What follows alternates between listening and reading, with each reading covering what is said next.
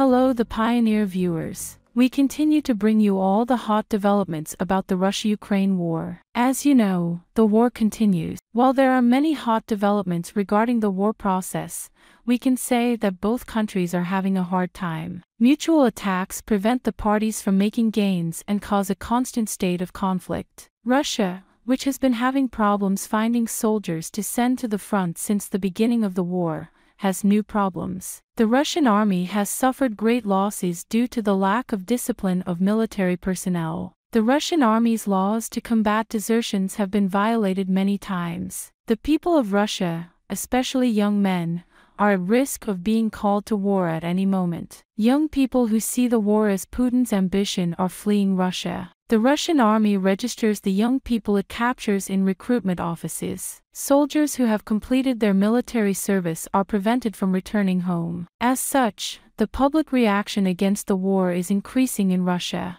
While Russia continues to deal with deserters, shocking developments are taking place for the Ukrainian army. In recent days, the Ukrainian army was looking for new solutions against the increasing Russian pressure. In the attack organized by the Ukrainian army the other day, many strategic Russian points were targeted. Many Russian soldiers lost their lives after the attacks. The Ukrainian army needs support to continue its fight against the occupation and to fight against the Russian army. The support that the Ukrainian army is looking for is increasing day by day. The Ukrainian army is experiencing one of its strongest periods in the war. While continuing its attacks on the one hand, it is strengthening its defenses on the other. All kinds of preparations are being made against a possible attack by the Russian army. The Russian army faces dangers such as problems in the number of soldiers, lack of discipline in the army, and depletion of logistic resources. While the Russian army is trying to solve the problems,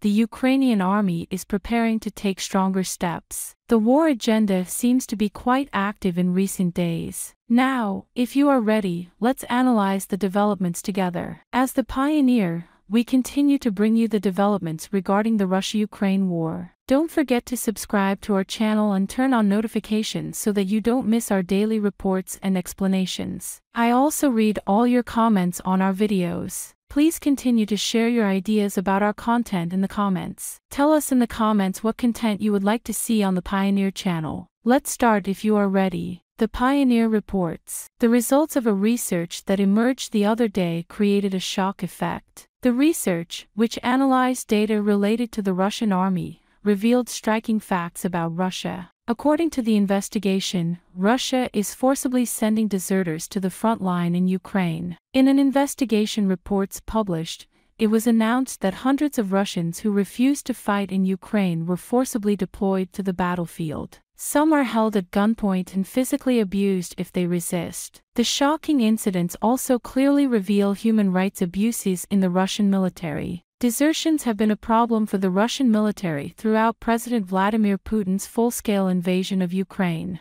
In November 2022, the British Ministry of Defense stated that Kremlin generals had approved the use of weapons against deserters, including authorizing the use of firearms to kill suspected deserters after a warning had been issued. Barrier units set up to execute soldiers who deserted from the Russian army were also actively pursuing soldiers. Desertion from Moscow's army carries a 10-year prison sentence. In February, a Russian anti-war society created to help Russian soldiers desert or evade military service in Ukraine said cases of army desertion had increased tenfold this year. Russian authorities have reportedly avoided prosecuting military deserters and canceling their cases in order to redeploy them to the front lines in Ukraine, in a bid to boost the army's combat power. Local sources say Moscow is taking tough and repressive measures. A Russian lawyer specializing in cases involving people who refuse to fight has been found to have halted criminal proceedings to send such service members to the front line due to a shortage of forces needed to fight in the Russian northern Kharkiv Oblast. It was also reported that Russia is considering sending conscripted service members awaiting trial to the front line in Kharkiv Oblast to reinforce the limited forces at the front. According to the information obtained,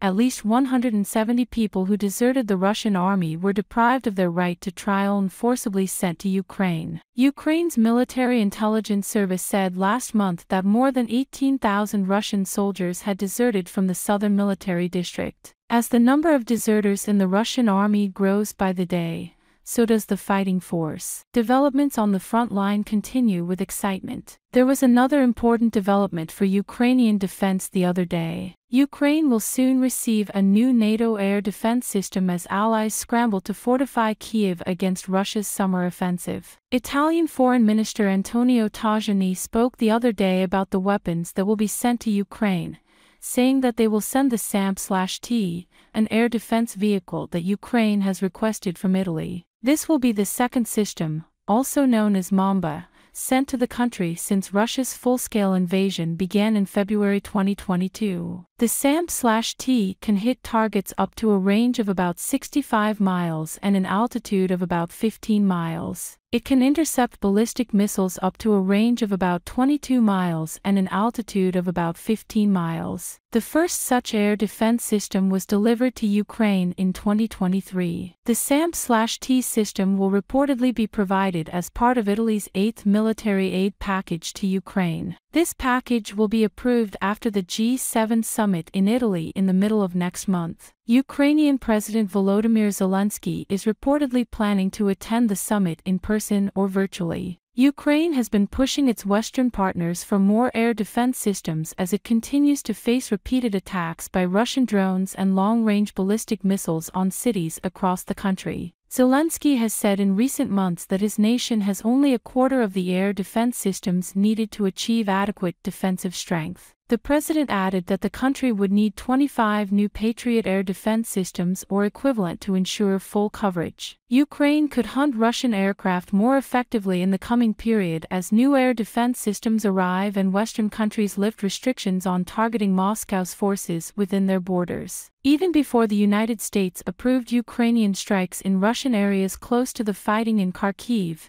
Defense Secretary Lloyd Austin expressed a change in policy regarding shooting down enemy aircraft operating over Russian territory, saying that the air dynamics were slightly different. What do you think about the problem of Russian desertions? How do you think the Ukrainian offensive is affecting the Russian troops? How do you assess the Ukrainian army's strategies during the war? How do you think the Italian systems will contribute to the Ukrainian army? We value your opinion. Please share it with us.